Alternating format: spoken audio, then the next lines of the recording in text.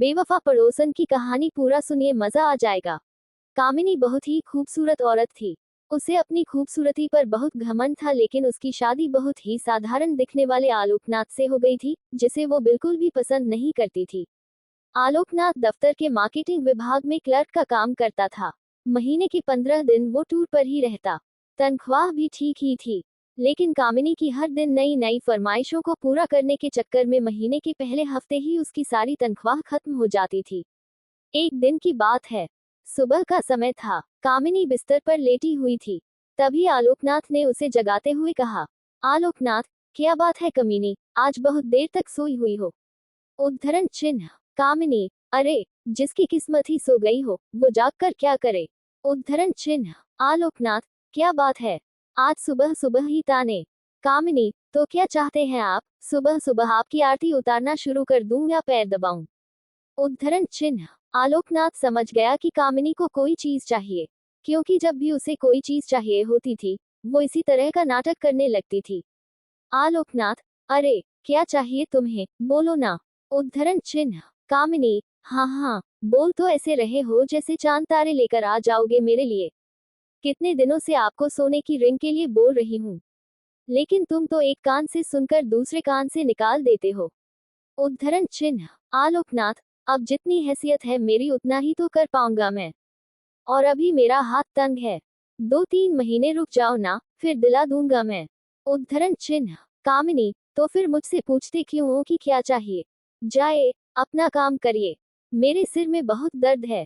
उद्धरण चिन्ह। आलोकनाथ क्या करता, किसी तरह कर्ज लेकर कामिनी के लिए रिंग ले आया। लेकिन कामिनी बहुत ही लालची औरत थी, उसे हमेशा कुछ नया चाहिए होता था। इस बीच कामिनी के पड़ोस में एक नया शादीशुदा जोड़ा अमन और सुप्रिया रहने के लिए आए। जब अपनी बड़ी सी कार में से अमन और सुप्रिया उतरे तो कामिनी अपनी बालकनी से उन्हें घूरते हुए सोचने लगी। कामिनी मन में, वाह, कितना हैंडसम लड़का है, क्या मस्त कपल है दोनों, काफी अमीर भी लग रहे हैं दोनों, कितनी महंगी कार है इनकी, और एक मेरे पति हैं, न शक्ल अच्छी है और न ही कमाई। उद्धरण चिन्ह। कामिनी को जब पता लगा कि ये जोड़ा बिल्कुल उनके बगल में रहने के लिए आया है तो वो उनसे दोस्ती करने के लिए मचल उठी। खास तौर पर अमन से उसकी दोस्ती करने की बहुत इच्छा थी। एक दिन वो उनके घर गई। उसने दरवाजा खटखटाया। दरवाजा अमन ने ही खोला। सामने से अमन को देखकर वो उस पर और भी लट्टू हो गई। कामिनी, जी वो, मैं आपके पड़ोस में रहती हूँ, थोड़ी चीनी चाहिए थी मुझे। उद्धरण चिन्ह। अमन, जी, अभी देता हूँ। उद्धरण चिन्ह। अमन, सुप्रिया, सुप्रिया, जरा कटोरी में चीनी तो ले आना। उद्धरण चिन्ह। सुप्रिया चीनी लेकर आ गई। अमन ने उसे कामिनी को देने को कहा। इस बीच कामिनी की नजर अमन के घर पर थी। काफी महंगी और एंटी चीजों से सजा हुआ था उनका घर। जब सुप्रिया ने कामिनी को चीनी की कटोरी दी तो उसकी नजर सुप्रिया के गले में पहने नेकलेस पर गई। उसने अंदाजा लगाया कि ये डायमंड का ही होगा।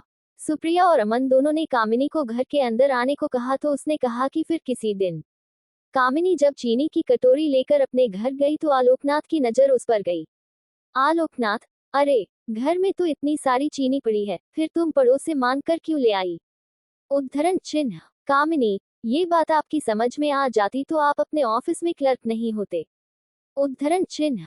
धीरे धीरे कामिनी अमन और सुप्रिया से दोस्ती बढ़ाने लगी। जल्द ही वो उनका विश्वास जीतने में कामयाब हो गई। कभी कभी सुप्रिया किसी काम से बाहर गई होती तो वो सुप्रिया की गैरहाजिरी में भी अमन के पास चली जाती और उससे घंटों बातें करती। अमन हंसते हुए, अरे, बस करिए भाभी, आप तो हंसा हंसा कर जान ही ले लेंगी। उद्धरण चिन्ह।